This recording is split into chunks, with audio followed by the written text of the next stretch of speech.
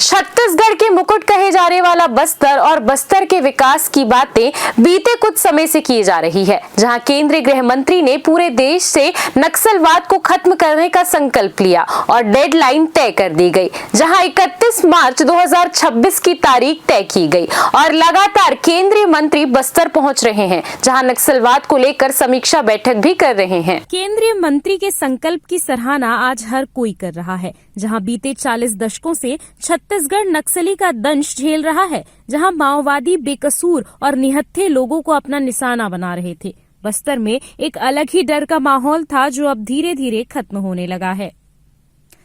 स्वागत और अभिनंदन। हमारी बस्तर की कला और यहाँ की पहचान, उनकी वेशभूषा।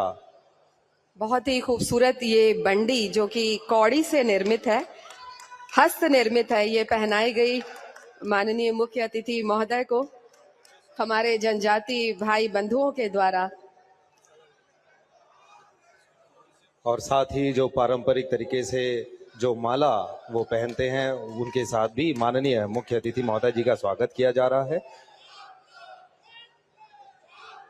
ये पारंपरिक गमछा भेंट किया जा रहा है, पहनाया जा रहा है। और ये देखिए, ये पगड़ी,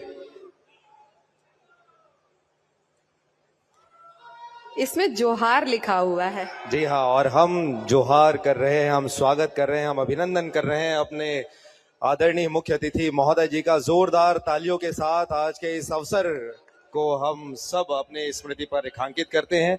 ये बस्तर की अपनी पहचान है, हमारी कला, सभ्यता और संस्कृति की पहचान है, और इसे आत्मसात कर रहे हैं माननीय केंद्रीय गृह मंत्री जी। मुझे लगता है अब ये पूर्णता की ओर पहुंच चुका है, स्वागत का ये दौर। और जी हाँ, माननीय मुख्य अतिथि महोदय जी को भी वे पगड़ी के साथ सम्मानित करने जा रहे हैं, और ये उन्हें पगड़ी पहनाई जा रही है। और इसी के साथ अब एक संक्षिप्त वीडियो लघु फिल्म तैयार की गई है, जो बस्तर पंडुम 2026 पर केंद्रित है। हम अपने टीम से आग्रह करेंगे कि वीडियो की प्रस्तुति की जाए। आज गृह मंत्री जी छत्तीसगढ़ दौरे पे आए, आज बैठक भी होना 3 अलग अलग चरणों को, तीसरी बैठक LWE क्षेत्रों की भी है। LWE क्षेत्र के लिए 2 विशेष महत्व की बातें हैं अभी। एक तो जो 31 मार्च 2026 तक का बस्तर की जनता के मन के अनुरूप संकल्प है सरकारों का, उसके आधार पर क्या क्या योजना हो सकती है, कैसे सशस्त्र नक्सलिज्म समाप्त हो और कैसे हम उस दिशा विकास की दिशा में आगे बढ़ें। दूसरा मसला तुरंत खड़ा होता है, वो है बस्तर के बहुत दिनों से रुके हुए विकास को आगे बढ़ाने का। विकास का मार्ग कैसे होना चाहिए, तो ये समझते हुए कि हम लाइवलीहुड की दिशा से सोचना प्रारंभ करें और लाइवलीहुड के लिए जो आवश्यक इंफ्रास्ट्रक्चर है उसको डेवलप करने की कोशिश करें। ये कॉन्सेप्ट लेते हुए आज वो उस बात की भी चिंता करेंगे।